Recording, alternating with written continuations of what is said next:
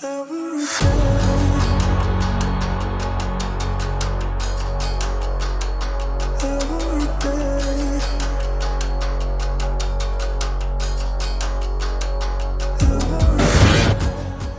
этом видео про Бурятию мы покажем вам первый день буйные есть. Пролог. Интригующее дерби между Сергеем Терентьевым и Данилом Черняевым. Атмосферу людей, мотоциклов.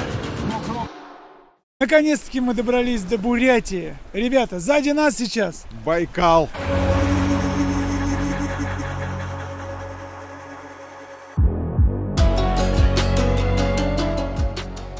Вот он, по-настоящему стихия, мощь. Вот то самое, что будет ждать нас на гонке буйные есть.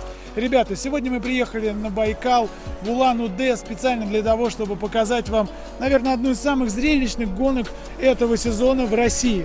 Ну, это абсолютно точно она будет самая зрелищная, потому что вот эти вот места, они не могут быть другими. А человек, который и команда, которая придумает, организовывает в этих местах гонки, эндуро-гонки на высшем уровне, но он не может сделать незрелищную.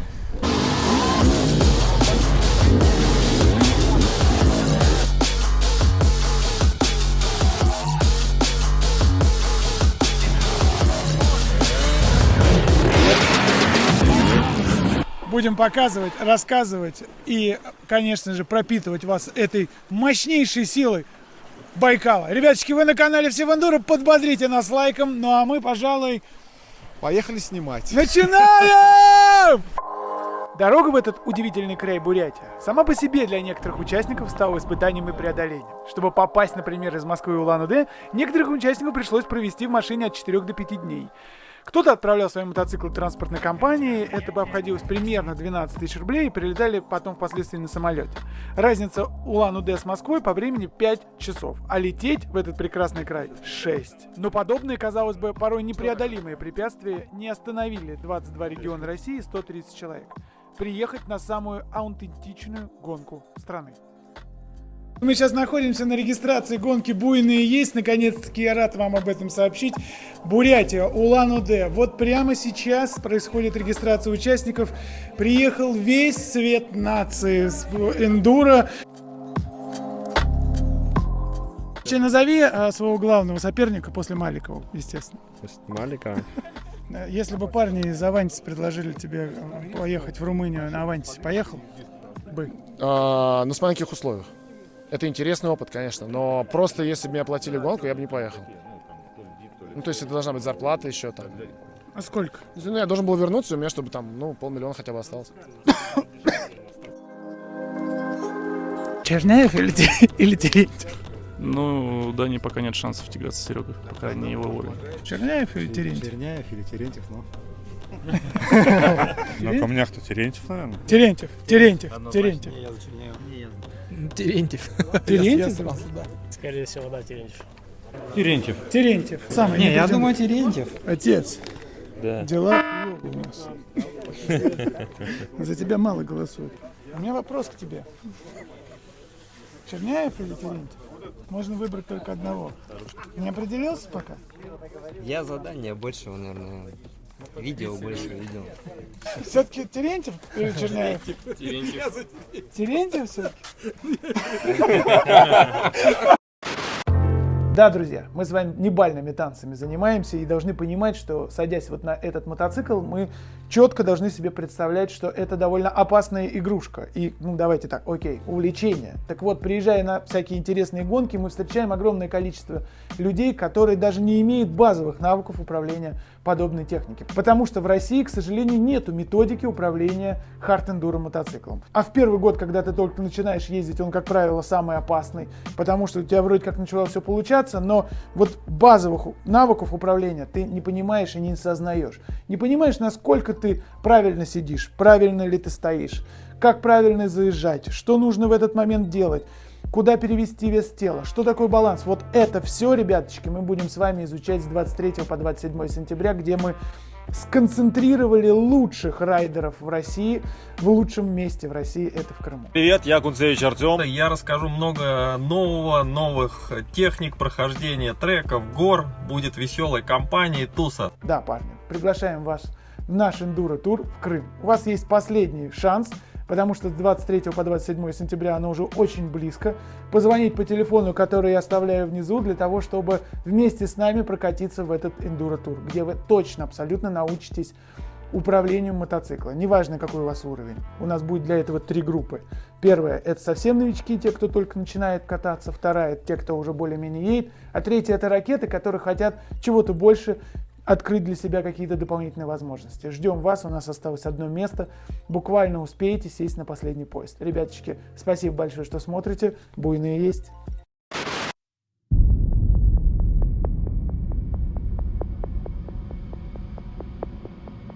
А я хочу напомнить, что буйные есть — это в первую очередь такой адвенчер Hard Enduro, который дает возможность вам развиваться не только со стороны ваших скиллов и управления мотоциклом, но и со стороны открывать для себя новые локации, возможности.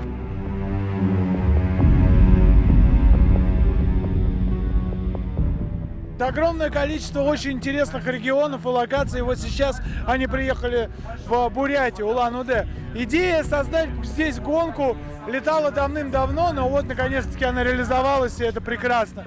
Ребята, конечно, ландшафт, атмосфера, люди, кухня, все вот это вот настоящая такая, знаете, золотой стандарт, как должна проходить хард-эндуро гонка.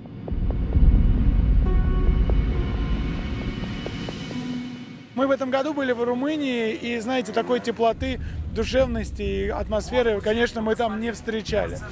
Огромное количество интересных спортсменов приехало на эту гонку.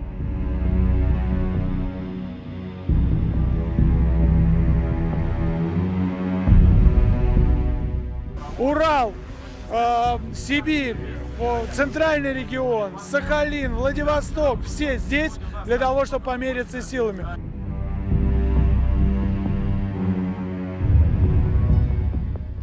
По ощущениям, здесь нету хард-эндуро, того, который мы с вами привыкли видеть, например, на той же Румынии. Но здесь, ребята, знаете, такие скоростные участки, переплетения с какими-то кросс-контрийными секциями. Сегодня мы будем вместе с вами работать на стадионе, будем показывать, рассказывать. Буквально через небольшое количество времени начнется, наконец-таки, начало нашей гонки, официальное открытие, вот это все. Ну а мы, ребяточки, продолжаем, и для вас работает Юрий Кашин, Павел Валерьевич и Кирилл Васильевич.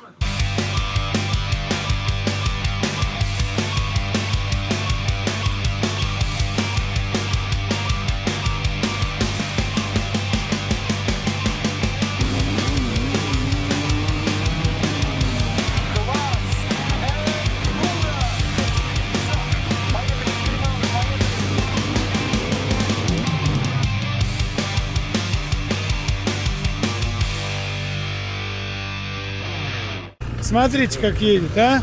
Как боженька. Данил, а ты поговорить со мной можешь в этот момент? А позавтракать? Аккуратно, болельщики, становитесь в безопасных местах. Максимально смотрим, кто у нас там врывается сразу в лидеры. Стадион или суперэндуро, как называют его в Европе, для многих участников, в особенности, если ты его никогда не тренировал, это по-настоящему ужас, который приходится преодолевать, чтобы оказаться в гонке. Стадион — это максимально сконцентрированное количество препятствий, которое заставляет работать, примерно каждые 5 секунд. Неважно, в каком классе ты едешь. Лайт или хард, все едут по одним и тем же препятствиям. Все классы, все гонщики, неважно, какая у тебя фамилия сзади у тебя на спине. Важно, как ты умеешь быстро и технично ездить стадион.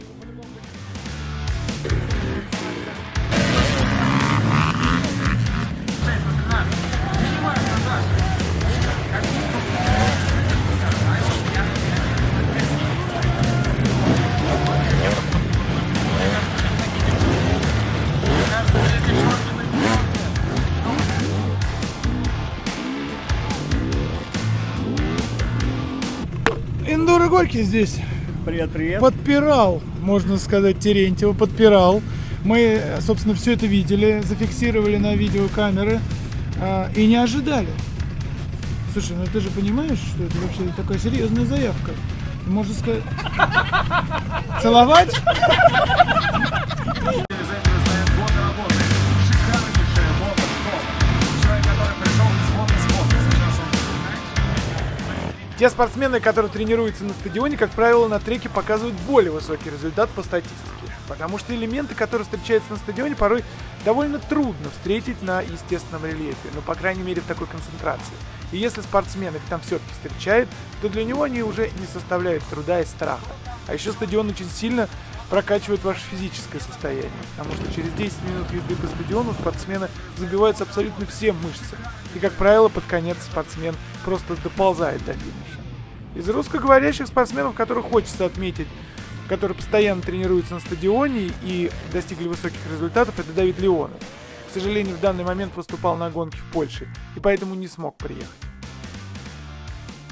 Опять же, по статистике, спортсмены, которые едет очень хорошо стадион, не обязательно проедет хорошо гоночные дни, потому что стадион — это всего лишь 10-20 минут концентрированной жести, а гонка — это маленькая жизнь, иногда которая достигает и 10 часов на треке.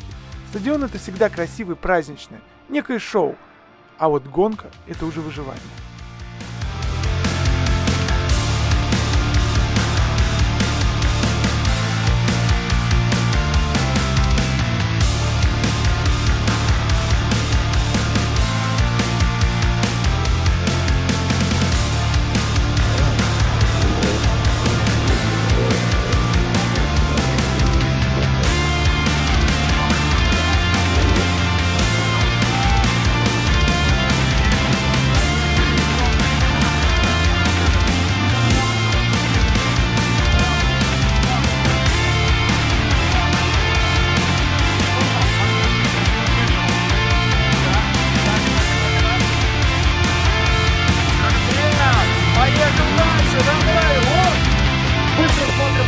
Смотрите, как прыгать заметили эти с крышки.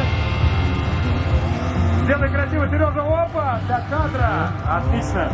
Где-то примерно минуте на 7-й, напомню, заезд длится 10 минут, и минут на 7-й у гонщиков начинают, посмотрите, кончаются силы, сводят руки, уже не держат сцепление, не держат газ, мотоциклы падают, и вот здесь вот начинается такой самый-самый сложный момент, который нужно выдержать, вытерпеть, чтобы доехать до финиша без травмы и, соответственно, квалифицироваться на завтрашний гоночный день.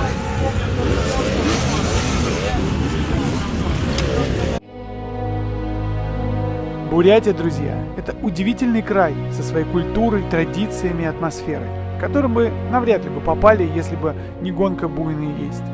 Каждый день после гонки мы старались заехать в какое-нибудь удивительное место, снять его и показать его вам, чтобы через экраны своих гаджетов вы могли насладиться не только борьбой и гонкой, но и красотой удивительной, неповторимой Бурятии.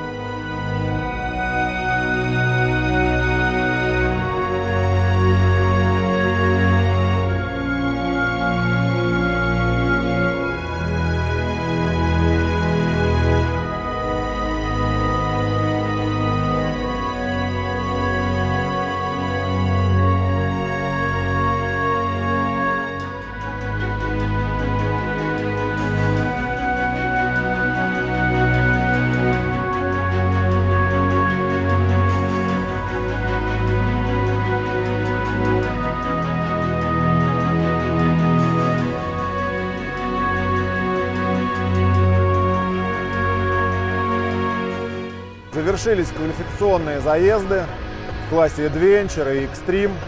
7 человек первые, которые в каждом своем классе приехали, отобрались в финал. Впереди финал, а сейчас нас ждет торжественная часть. Огромный парк выстроился из всех участников. Сейчас каждый из регионов представитель получит свою табличку, и будет такой парад регионов. 22 региона в этом году, напомню, участников. Честно, мы не ожидали, что приедет столько народу и так далеко. Организаторы понимали это и отнеслись к участникам очень гостеприимно, сделав таблички с их регионами. Мы такое не видели никогда, вообще видим это в первый раз. Ни на Романьяке, ни на одном импортной гонке такой любви к участникам мы никогда не встречали, друзья. Ну, это потрясающая атмосфера, которая объединяет всех под словом эндуро.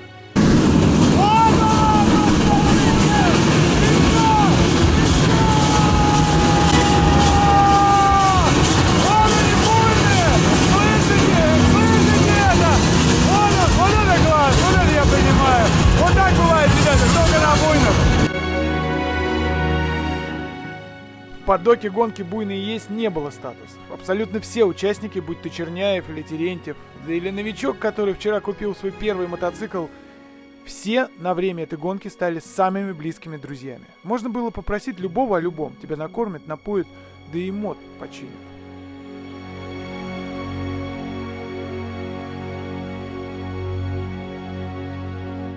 Последняя твоя победа в Геленджике была на мотоцикле КТМ, правильно? Да. Сейчас ты едешь на шерке. Если что-то не получится, это для чего тогда шерка? Для того, чтобы вроде как у тебя сено такое ты подстелил, типа, если что, это виноват. Нет, почему?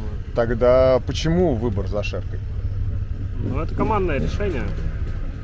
Решение принималось командой. И на самом деле я не понимаю, почему шарка все так Вот недолюбливают. мы тоже я бы не сказал. понимаем, расскажи. Блин, посмотрите, все обвесы, как у КТМ, все Брэмбо стоит, ходовка Каяба, полный комплект, труба Акропович, мозги под нее прошиты. Мне очень понравился мотоцикл. И я думаю, здесь-таки как раз-таки он покажет себя. Ну и мы все посмотрим. Это такая дополнительная интрига, все-таки интересно. И после гонки мы с тобой поговорим, насколько действительно отличается езда, потому что ты говоришь, сейчас нет у тебя сложившегося мнения, ты не успел вкатиться. А вот после гонки... Ну да, уже будет все это понятно. Ну а если все это для тебя, что касается КТМ, Husqvarna и прочих супербрендов, для тебя слишком дорого, и ты хочешь просто попробовать или купить свой первый мотоцикл, то и китайская мототехника здесь в Формуле X вот столько. Поэтому, дорогой мой друг, если ты вообще задумался о технике, что касается оффроуда, давай-ка Формула X подберут, дадут попробовать, потрогаешь, пощупаешь, ну и, конечно же, купишь абсолютно точно.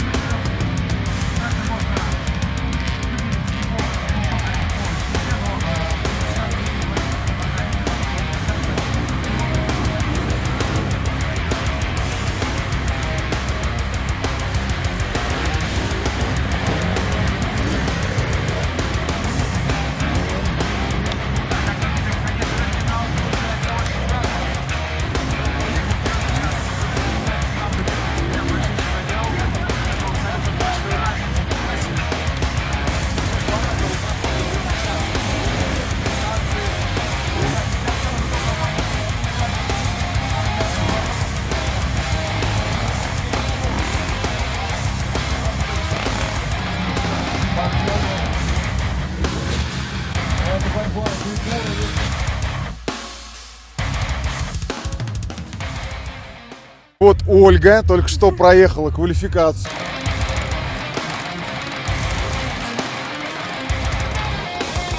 Ты боролась, я тебе хочу сказать, мы все видели со стороны, ты боролась прям вот как настоящая львица. Скажи, ты что-нибудь ездила подобное? Ну, парк нет. В соревнованиях участвовала, но парки обычно это вот пара бревен и, ну, максимум покрышечки небольшие. То есть вот то, что было у вас в парке, это для меня открытие. Ты с какого города приехала? С Иркутска.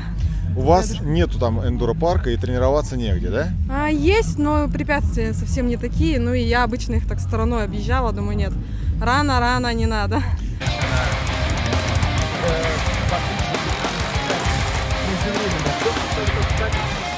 То, что нету именно женского зачета, и тебе сейчас приходится ехать вместе с парнями, с мужчиной, в мужском, так сказать, зачете, тебя это, ну, никак не смущает, не обидно? Так у нас всегда, у нас в Иркутске тоже нет женского зачета, поэтому это привычное дело ездить с мальчишками. Его Яковлевых у нас.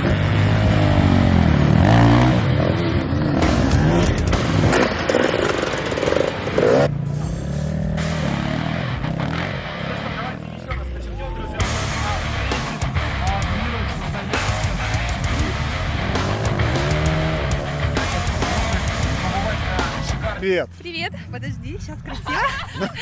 Все. Ты только что завершила свой квалификационный заезд. Расскажи, это было сложно? Да.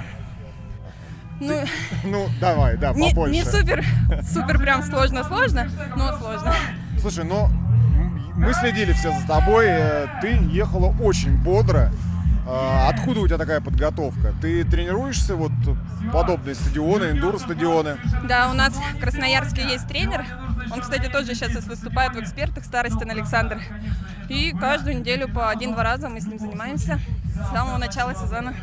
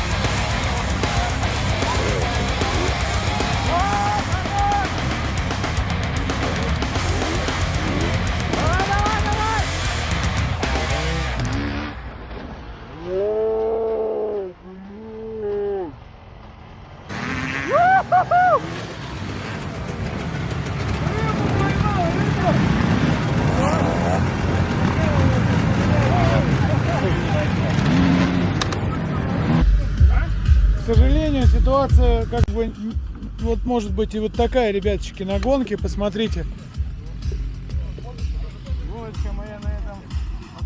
Гоночка остановилась, но не закончилась. Сейчас пружиночку найдем и дальше продолжим.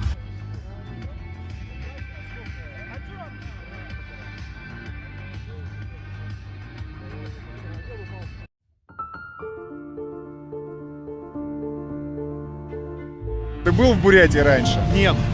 Тогда расскажи, вот с точки зрения сравнения с нашей средней полосой России, насколько здесь отличия? Ну, слушай, как небо и земля, конечно, абсолютно все, Да. все другое. И, да и с горами, с каким-то Геленджиком, там еще с кем-то тоже сравнить. совершенно другое.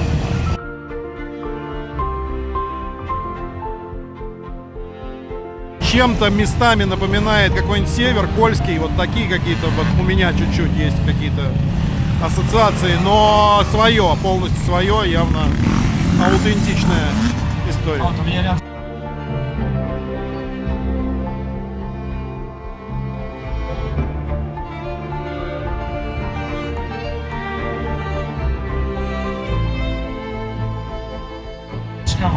И согласись, в этой аутентичной истории хочется действительно здесь сделать соревнования, хочется сюда приезжать и хочется здесь вот такие мероприятия, которые сейчас происходят за нашей спиной. Слушай, ну простой ответ, да, конечно, и да, все гонять, а сложный, ну надо провести это дело, посмотреть, что получилось, переварить, подумать и трезво все оценивать, на мой взгляд.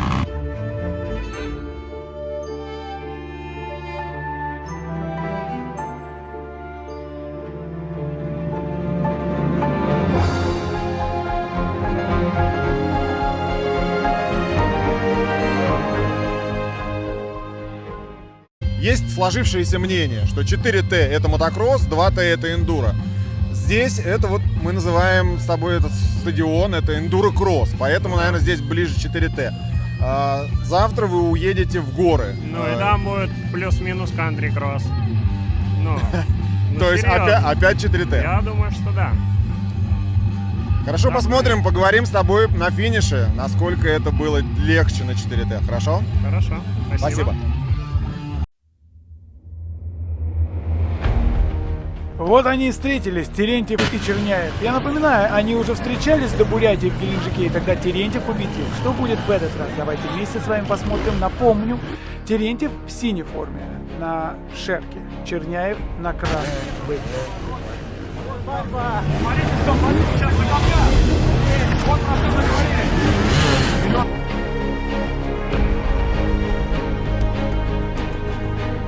Что делать? Взял прямо там сейчас.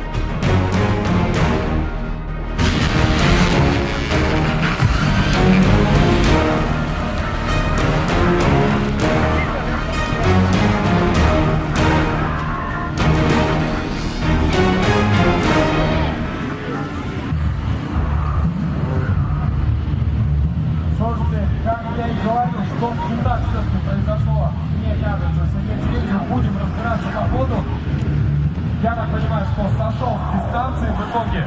Один из наших фаворитов. Ну а здесь мы фиксируем в любом случае. Это финиш, это победа. Сергей Терентьев всегда очень переживает, когда проигрывает. Смотрите на эти неподдельные эмоции, друзья. Посмотрите, насколько он расстроен и потерян. К сожалению, Шерка не выдержала накала борьбы и порвалась цепь. Хотя, честно говоря, Сергей начал отставать от Данила уже через 3-4 круга. А, вероятно, поломка мотоцикла спасла его, ну, для него, наверное, все-таки позорного 2-го места.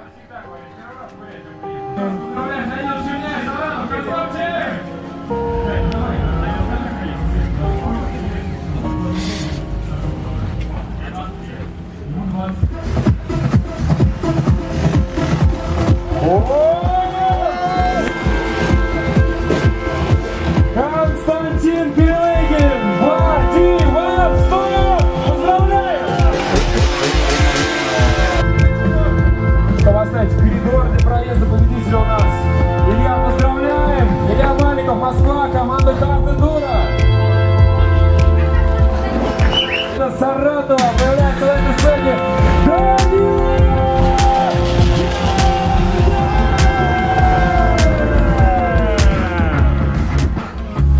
Все подходит к концу. Маликов на пьедестале. Перелыгин на пьедестале. Спасибо. Открой шампанское. Ну я не умею, я же не пью. Я ни разу не открывал. Облей Маликова. Он говорит, у него форма одна, не обливай меня. Ну что, друзья, первый день. Друзья, это был первый день на буйных. Это было прекрасно, но он немного чего решает. Мы ждем 2-го дня и 3-го дня. Вот тогда начнется настоящая гонка. А сегодня мы чествуем нашего победителя Данил Черняев. Здорово, отец.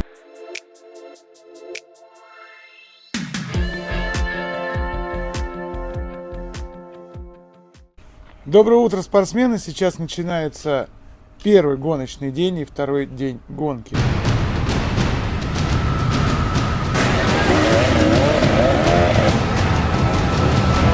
Да не, на самом деле трек-то неплохой, все, как бы, все проблемки в мотике.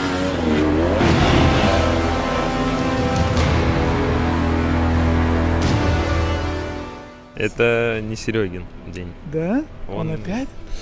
Он срезал. Срезал?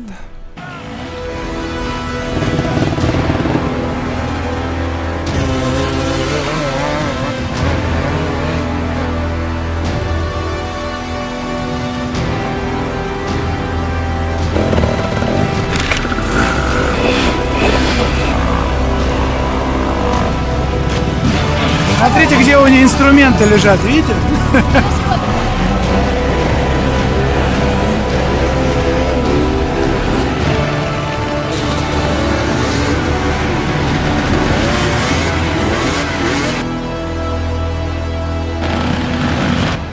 Спасибо тебе, дорогой, за то, что досмотрел эту серию до конца. Для нас это действительно важно, ведь на производство подобной серии уходит порядка 4-5 дней вот такого вот сидения за компьютером. Мы перебираем весь материал, внимательно все изучаем и потом потихонечку ее выпускаем. Иногда у меня приходит психоз, я все стираю, ухожу просто в какой-то творческий запой и только потом возвращаюсь через некоторое время. Все это основано на нематериальной мотивации, ты должен это понимать, поэтому любая твоя поддержка нас будет для нас очень приятна. Напиши какой-нибудь отзыв о том, что понравилось тебе, что нет, куда смотреть дальше, на что стоит обращать внимание во 2-й части. Ну и, конечно же, если ты отошлешь эту ссылку своим друзьям, родственникам, близким, для того, чтобы они посмотрели вместе, что там было на буйных, а количество просмотров увеличилось, для нас это будет крайне приятно. Если мы наберем вместе 30 тысяч просмотров этой серии, то я сразу же выпущу 2-ю. Я уже сижу на монтаже 2-й части, 2-й день, поэтому все нормально, не переживай. Мы все помним и очень торопимся для того, чтобы ты мог сразу же посмотреть материал. Короче, 30 тысяч набираем просмотров и сразу же выпускаем 2-ю часть. Спасибо тебе, дорогой, за твое понимание. Ну, это такая маленькая игра в мотивацию нас и любовь к каналу Все в Эндуро. Спасибо.